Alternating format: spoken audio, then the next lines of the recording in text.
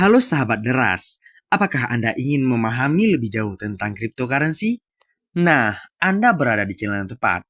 Video ini adalah awal dari playlist kami yang akan membahas secara tuntas dan mendalam tentang cryptocurrency.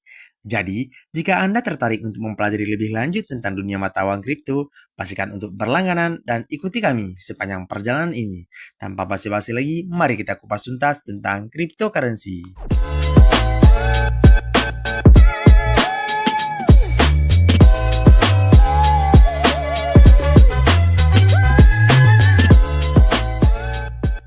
Sebelum membahas lebih lanjut mengenai cryptocurrency, di video kali ini kita harus mempelajari terlebih dahulu tentang sejarah uang. Awal mula peradaban manusia dimulai dengan hidup secara nomaden atau berpindah-pindah dan menggunakan barter sebagai tata cara bertransaksi. Namun ekonomi barter ini hanya bertahan sampai abad ke-9 sebelum Masehi, karena pada abad ke-8 sampai dengan abad ke-5 sebelum Masehi, manusia sudah mulai hidup dengan menetap di suatu tempat.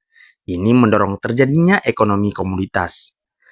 Ekonomi ini menjadikan barang-barang seperti kapas, biji-bijian, gula, dan bahkan hewan-hewan pun menjadi alat transaksi pada masa itu. Bahkan, fakta menariknya, kata salary yang berarti gaji dalam bahasa Indonesia diambil dari kata salt yang berarti garam. Lalu, pada tahun 700 sebelum Masehi, manusia sudah mulai menggunakan emas dan perak sebagai alat untuk bertransaksi. Langkah mula untuk revolusi yang besar. Diperkirakan pada tahun 618 sampai dengan 917 Masehi, pedagang-pedagang Cina pada masa dinasti Tang berinovasi pada uang kertas yang disandarkan pada nilai emas dan perak yang dimiliki oleh setiap orang. Pada pemerintahan dinasti Song tahun 1265 Masehi, akhirnya uang kertas disahkan menjadi mata uang negara. Namun ini hanya bertahan 9 tahun hingga akhirnya dinasti Song dikalahkan oleh bangsa Mongol dan dicurangi sistemnya dengan mencetak uang kertas sebanyak-banyaknya. Ini yang kemudian disebut dengan fiat currency. Singkat cerita, pencetakan uang secara terus-menerus menyebabkan krisis, sehingga pada tahun 1255 Masehi, mereka mulai kembali menggunakan emas dan perak sebagai mata uang. Di belahan dunia yang lain, uang kertas masih disandarkan pada emas. Misalnya di Inggris pada tahun 1700 Masehi, di mana para bankir dan para pandai emas masih menggunakan emas sebagai sandaran uang. Namun ini tidak berlangsung lama. Para bankir menyadari bahwa para nasabah cenderung menabung emasnya dalam jangka waktu yang lama. Jadi, mereka menyimpulkan bahwa para nasabah tidak akan mengambil simpanan dalam waktu yang bersamaan. Akhirnya para bankir ini mulai berlaku licik seperti yang dilakukan bangsa Mongol sebelumnya.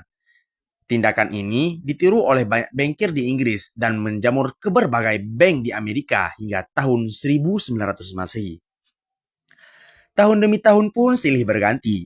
Sebagai negara yang mendominasi Perang Dunia ke-1 dan 2, Amerika tidak hanya mendominasi militer, tapi juga berhasil mengumpulkan 2/3 cadangan emas dunia.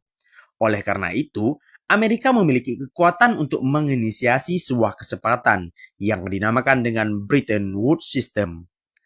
Sistem yang dimana uang dolar disandarkan pada emas dan mata uang elit lainnya. Ini menjadikan dolar sama berharganya dengan emas.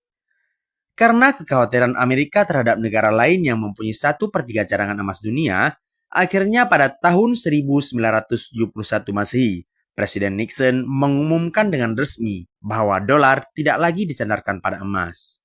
Nah, inilah titik di mana akhirnya sistem keuangan dunia mulai mengalami inflasi dan krisis dalam skala besar, seperti krisis 1998 dan 2008 yang masih lekat dalam sejarah. Tidak senang akan hal ini, banyak upaya yang dilakukan oleh beberapa orang, di antaranya ada Nick Szabo yang mendesain Bitgold pada tahun 1998, tetapi tidak berhasil diimplementasikan. Banyak orang berpendapat bahwa Bitgold inilah yang menginspirasi Bitcoin nantinya yang akan kita bahas di video selanjutnya.